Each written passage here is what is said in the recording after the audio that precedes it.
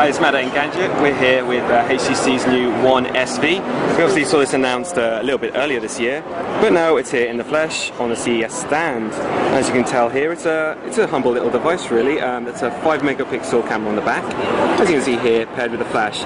It's actually got a pretty decent f2.0 lens. It's a wide angle. Well, there's also a front-facing camera too. The screen is another one of HTC's Super LCD 2, but the resolution's a little bit more humble. We're talking about an 800 by 480 resolution screen, and that's 4.3 inches.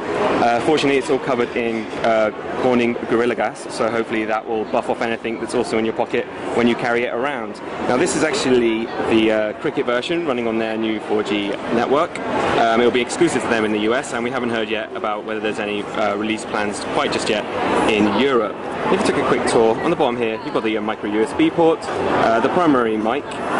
Around the edge, nothing in particular here, like most HTC family phones. On the top edge, we've got the microphone port, the headphone ports, the secondary mic, and the power button that will also, hopefully, switch on and off the screen. And finally, on this last edge, you've just got the volume rocker in the same burnt orange, reddish, lovely kind of colour.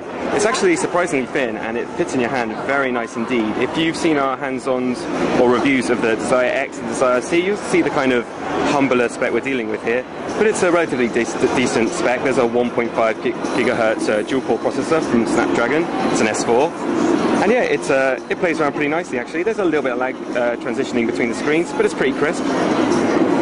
Anyway, we'll be getting a review to you pretty soon, and it's going to be very brief hands-on with the new One SV from HTC.